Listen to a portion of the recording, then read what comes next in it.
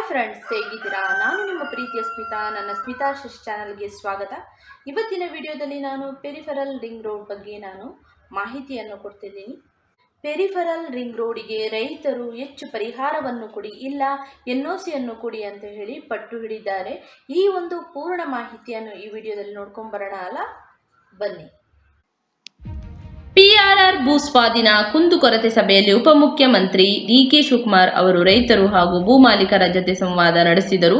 18 ವರ್ಷಗಳಿಂದ ಬದುಕು ನರಕವಾಗಿದೆ, ಇರುವ ಭೂಮಿಗೆ ಪರಿಹಾರ ಸಿಕ್ಕಿಲ್ಲ, ಕಷ್ಟಕ್ಕೂ ಮಾರಾಟ ಮಾಡಲು ಆಗುತ್ತಿಲ್ಲ, ಅಪ್ಪನ ಕಾಲದಲ್ಲಿ ಭೂ ಸ್ವಾಧೀನಕ್ಕೆ ಅಧಿಸೂಚನೆಯಾದರೂ ಇನ್ನೂ ಏನು ಸಿಕ್ಕಿಲ್ಲ, ನಮಗೆ ನಿಮ್ಮ ರಸ್ತೆ ಬೇಡ, ಬ್ರಿಟಿಷರ ಕಾಲದ ನಿಮ್ಮ ಬಿಡಿಗಾಸಿನ ಪರಿಹಾರವೂ ಬೇಡ, 2013ರಂತೆ ಹೆಚ್ಚಿನ ಪರಿಹಾರ ಕೊಡಿ, ಇಲ್ಲದಿದ್ದರೆ ಭೂಮಿ ನಮಗೆ ಬಿಟ್ಟು ಬಿಡಿ, NOC ಕೊಡಿ, ನಮ್ಮ ಜೀವನ ನಾವು ನೋಡಿಕೊಳ್ಳುತ್ತೇವೆ. ಉಪಮುಖ್ಯಮಂತ್ರಿ DK ಶಿವಕುಮಾರ್ ನೇತೃತ್ವದಲ್ಲಿ BDA ಸೋಮವಾರ ಆಯೋಜಿಸಿದ್ದ ಪೆರಿಫೆರಲ್ ವರ್ತುಲ ರಸ್ತೆ ಯೋಜನೆಗೆ ಸ್ವಾಧೀನಗೊಂಡ ಭೂ ಮಾಲೀಕರು ಹಾಗೂ ರೈತರ ಜೊತೆಗಿನ ಕುಂದುಕೊರತೆ ಸಭೆಯಲ್ಲಿ ವ್ಯಕ್ತವಾದ ಅಭಿಪ್ರಾಯಗಳು ಇವು. ಸುಪ್ರೀಂ ಕೋರ್ಟ್ ತೀರ್ಪು ಪ್ರಶ್ನಿಸಿ ಉನ್ನತ ಪೀಠಕ್ಕೆ ಮೇಲ್ಮನವಿ ಸಲ್ಲಿಸಲು ನಮ್ಮ ಬಳಿ ಹಣವಿಲ್ಲ, ನಮ್ಮ ಪರವಾಗಿ ಸರ್ಕಾರವೇ ನ್ಯಾಯಾಲಯದಲ್ಲಿ ಅರ್ಜಿ ಹಾಕಬೇಕು, ಇಲ್ಲದಿದ್ದರೆ 2013ರಲ್ಲಿ ಜಾರಿಗೆ ತಂದ ಕಾಯ್ದೆಯಂತೆ ಪರಿಹಾರ ನೀಡಿ, BDA ಕಾಯ್ದೆಯಂತೆ ಪರಿಹಾರ ನೀಡಬೇಕು. ಸುಪ್ರೀಂ ಕೋರ್ಟ್ ನೀಡಿರುವ ತೀರ್ಪಿನ ಪ್ರಕರಣದಲ್ಲಿ ಸರ್ಕಾರ ಹಾಗೂ BDA ಮಾತ್ರ ಪಾರ್ಟಿಗಳು, ರೈತರು ಅಲ್ಲಿರಲಿಲ್ಲ ಎಂದು ರೈತರು ದೂರಿದರು. ರಸ್ತೆಗೆ ಜಮೀನು ಸ್ವಾಧೀನ ಆಗಿದ್ದು 2-3 ಗಂಟೆ ಜಮೀನು ಮಾತ್ರ ಉಳಿದಿದೆ. ಇದನ್ನು ಭೂ ಪರಿವರ್ತನೆ ಮಾಡಲು ಅರ್ಜಿ ಹಾಕಿದರೂ ಸಾಧ್ಯವಾಗುತ್ತಿಲ್ಲ. ನಮಗೆ ಹಳೆ ಪರಿಹಾರಕ್ಕಿಂತ ಅದೇ ಗ್ರಾಮದಲ್ಲಿ ಬದುಕಲು ಜಮೀನು ಕೊಡಿಸಿ. ಈ ಯೋಜನೆಯಲ್ಲಿ ಜಮೀನು ಕಳೆದುಕೊಳ್ಳುವ ನಮಗೆ ಸುತ್ತಮುತ್ತ ಹಳ್ಳಿಗಳಲ್ಲಿರುವ ಸರ್ಕಾರಿ ಜಮೀನನ್ನು ಬದಲಿಯಾಗಿ ನೀಡಿ, ಆಗ ನಾವು ಅಲ್ಲೇ ವ್ಯವಸಾಯ ಮಾಡಿಕೊಂಡು ಹೋಗುತ್ತೇವೆ ಎಂದು ನಾಗೇನಹಳ್ಳಿ, ಹನುಮಸಾಗರ, ಹೊಸಕೋಟೆಯ ಭೂಮಾಲೀಕರು ಹೇಳಿದರು.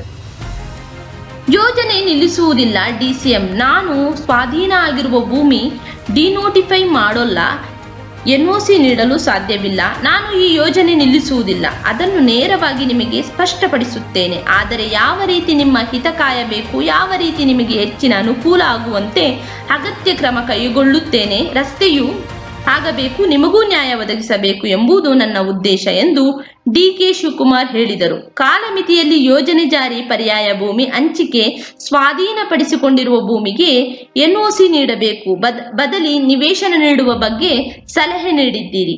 ಕಾನೂನು ತಜ್ಞರ ಜೊತೆ ಚರ್ಚೆ ಮಾಡುತ್ತೇನೆ, ನಂತರ ಸಚಿವ ಸಂಪುಟ ಸಭೆಯಲ್ಲಿ ಚರ್ಚೆ ಮಾಡಿ ಆದಷ್ಟು ಬೇಗ ಈ ವಿಚಾರವಾಗಿ ತೀರ್ಮಾನ ಮಾಡಲಾಗುತ್ತದೆ ಎಂದರು.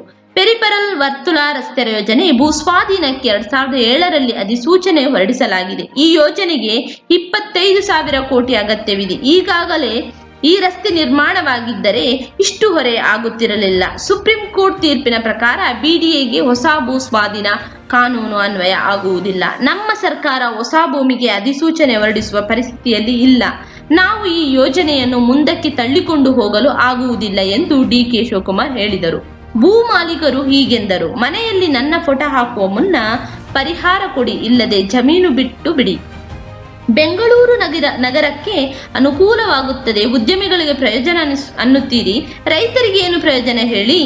2-3 ವರ್ಷಕ್ಕೊಮ್ಮೆ ಆನ್ಲೈನ್ಮೆಂಟ್ ಬದಲಾಯಿಸುತ್ತಿದ್ದಾರೆ. ಬಿಲ್ಡರ್ಗಳಿಗೆ, ರಾಜಕಾರಣಿಗಳಿಗೆ ಅನುಕೂಲ ಮಾಡಿಕೊಡಲಾಗುತ್ತಿದೆ. PRR ಅಂದರೆ ಪೊಲಿಟಿಷಿಯನ್ ರಿಕ್ವೈರ್ಡ್ ರೋಡ್, ರಾಜಕಾರಣಿಗಳಿಗಾಗಿ ಮಾತ್ರ. ಪರಿಹಾರಕ್ಕೆ BDA ಕಾನೂನು ಎನ್ನುತ್ತೀರಿ. 5 ವರ್ಷ ಯೋಜನೆ ಆರಂಭವಾಗದಿದ್ದರೆ ಭೂ ಸ್ವಾಧೀನ ರದ್ದಾಗುತ್ತದೆ ಎಂದು ಅದೇ ಕಾನೂನಲ್ಲಿದೆ. ನಿಮಗೆ ಬೇಕಾದದ್ದು ಮಾತ್ರ ಪರಿಗಣಿಸುತ್ತೀರಾ? ಭೂಸ್ವಾಧೀನವಾದಾಗ ತಂದೆಗೆ 60 ವರ್ಷ, ಇದೀಗ 76 ವರ್ಷ, ಅವರಿಗೆ ಬರಲು ಸಾಧ್ಯವಾಗುತ್ತಿಲ್ಲ. ಮಗಳಾಗಿ ನಾನು ಬಂದಿದ್ದೇನೆ. ಸ್ವಾಧೀನಪಡಿಸಿಕೊಂಡ ಮನೆಗೆ ಬದಲಿ ಮನೆ ನೀಡಿ. ನೈಸ್ ರಸ್ತೆಗೆ ಲಿಂಕ್ ಮಾಡಲು ಪಕ್ಕದಲ್ಲಿ ಸರ್ಕಾರಿ ಜಾಗ ಗೋಮಾಳ ಇದೆ, ಅದನ್ನು ಬಿಟ್ಟು 300 ಮನೆ ಕೆಡವಲು ನೋಟಿಸ್ ಮಾಡಿದ್ದಾರೆ.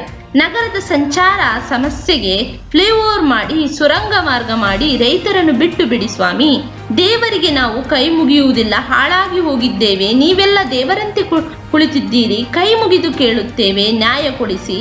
ಸಚಿವರೇ, ನೀವೆಲ್ಲ ಅಲ್ಲಿ ಕುಳಿತಿದ್ದೀರಲ್ಲ, ನಮಗೆ ಕೊಡುವುದಾಗಿ ಹೇಳುತ್ತಿರುವ ಪರಿಹಾರ ನಿಮಗೆ ನ್ಯಾಯ ಅನಿಸುತ್ತಾ? ಹೇಳಿ ನೋಡೋಣ.